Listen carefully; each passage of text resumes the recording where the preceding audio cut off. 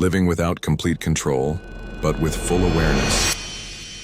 Have you ever felt like life is a vehicle without a steering wheel? You try to direct it, but it turns towards something you never planned. You try to plan, but life seems to have its own agenda, and eventually you grow tired. Not just because of the circumstances, but because you feel like you're not in control.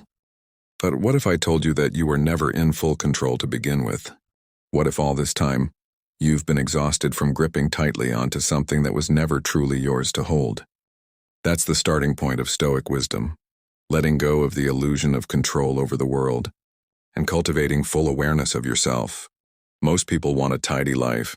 They want everything to go according to plan. They want the world to adjust to their expectations. But Stoicism asks you to reverse the direction. It's not the world that needs to change. It's our perspective of the world.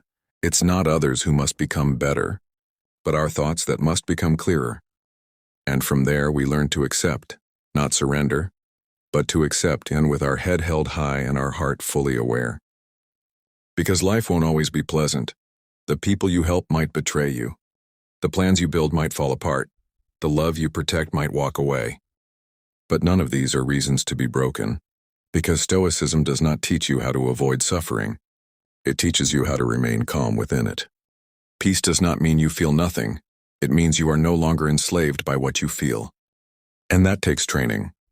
Quiet training, often invisible to the outside world. Because the person who is calm today may have fallen 100 times and chose to rise differently each time.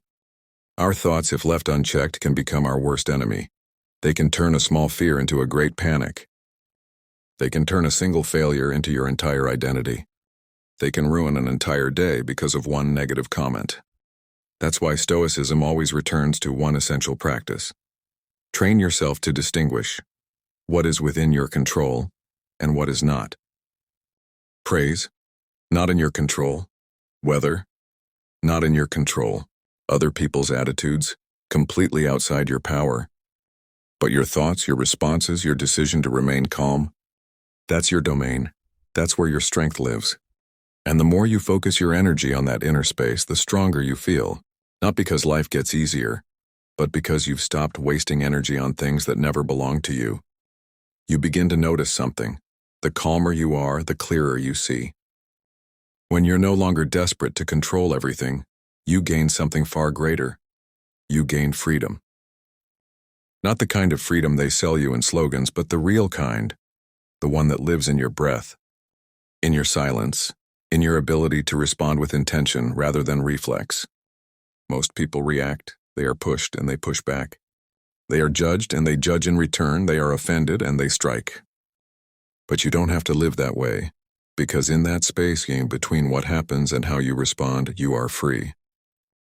That space is everything. It's the pause, the breath, the inner moment when you decide, I don't have to be ruled by this. And there lies your true power. Not the power to control people, not the power to win arguments, but the power to remain calm while everything around you is shaking. This is not passivity, this is not weakness. This is what the Stoics called strength, the kind that cannot be taken from you. Because no one can steal your peace unless you give it away. Marcus Aurelius was a Roman emperor. He had armies, he had advisors, he had power. But in his journals he didn't write about conquering others. He wrote about conquering himself. He wrote about waking up with resistance in his heart and still choosing discipline. He wrote about being insulted and choosing to stay dignified. He wrote again and again about returning to clarity, to simplicity, to inner order. And that's the Stoic path. Not a loud path, not a heroic one in the eyes of the world, but a path that leads to a life that is not dictated by chaos. It's a quiet resistance to the noise, to the pressure, to the storms inside and out. And over time, you start to feel different. You no longer need to be right all the time. You no longer need people to agree with you. You no longer chase comfort because you've built resilience.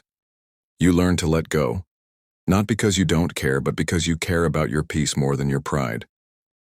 There will be days when you feel tired of trying, tired of being the calm one, tired of letting go, tired of staying composed while others lash out. And in those moments, your mind will whisper, what's the point of being strong when no one notices? But that's the test. That's the moment where the Stoic path truly begins. Because real strength isn't for show. It's not something you wear on your face. It's something you carry in your spirit. You don't stay calm to be admired. You stay calm because it's who you're becoming. You don't choose silence because you're weak. You choose it because you no longer need to.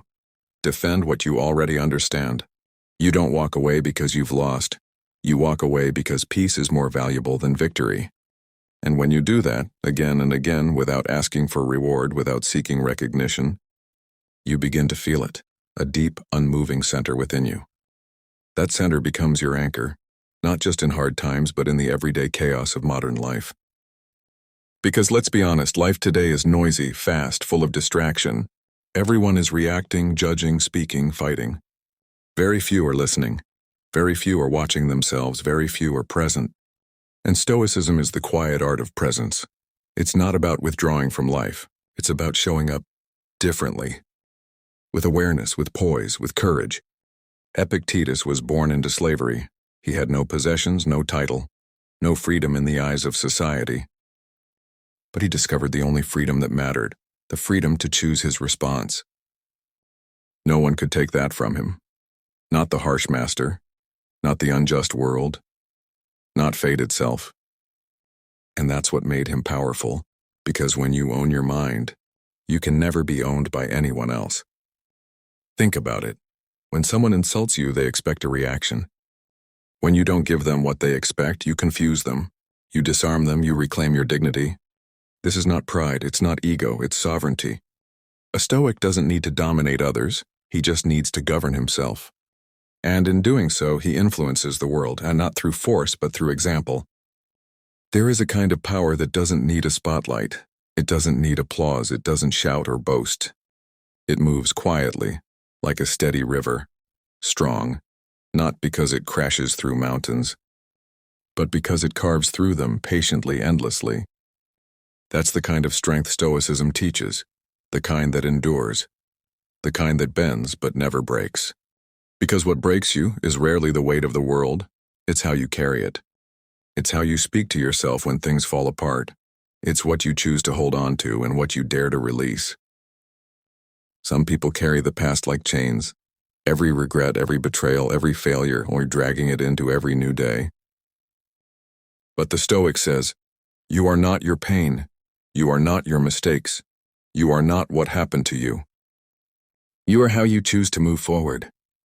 Not perfectly, not without scars, but with clarity. Because clarity is stronger than control, and stillness is sharper than reaction. Imagine this. Someone offends you, your chest tightens, your ego rises, you want to fire back. But instead, you pause, you observe, you breathe. You remember their insult is a reflection of them, not of you. And just like that, you win, not over them, but over yourself. You've protected your peace, and in doing so, you've stepped into your true power. Because peace isn't passive, it's a decision, a discipline, a daily choice to return to the calm center of who you are, no matter what the storm outside is doing. Seneca once wrote, "We suffer more in imagination than in reality." Think about that. How often have you feared something that never even happened? How much time have you wasted worrying about things that resolve themselves? And how many times has your mind become a prison when all you needed to do was unlock the door by simply shifting your thoughts? This is why the Stoic doesn't try to predict the future. He prepares for it. He strengthens his mind. He keeps his expectations low and his values high. Because he knows that he cannot control what tomorrow brings, but he can control how he will show up. There will always be chaos. The world will always change faster than your plans. People will still disappoint. Emotions will still rise, and your path will still be filled with uncertainty. But if you've walked with me this far, you already know. You don't need to control everything to be at peace. You don't need to fix everyone. You don't need to win every fight. You don't need to prove anything to anyone. You just need to return to yourself, again and again, to that quiet place inside where the storms can't reach, where your thoughts become clearer, where your actions become intentional, where your strength no longer depends on approval, but on awareness. That's the essence of the Stoic way, to be firm without being cruel, to be calm without being passive, to stand without shouting, to walk without fear, You are not what happens to you. You are how you rise from it. You are not defined by the pain you feel, but by the wisdom you gather from it. And when you choose to respond with clarity, with dignity, with inner stillness, you are free, truly free. Thank you for staying with this journey, for listening not just with your ears, but with your soul. Thank you for taking this time, not to escape the world, but to face it, with new eyes, with a quieter heart and a stronger mind. This was not just a video, it was a practice, a quiet meditation in a noisy world. A reminder that you are not alone in seeking depth. And if this brought value to you, even just a moment of stillness, I invite you to stay connected. Subscribe to this channel. Here we explore the strength and softness, the wisdom and silence, the courage and restraint. Drop a comment below. Let me know what part of this journey resonated most with you. And until we meet again, breathe deep, walk steady, and remember, in a world you can't control, your calm is your power, always.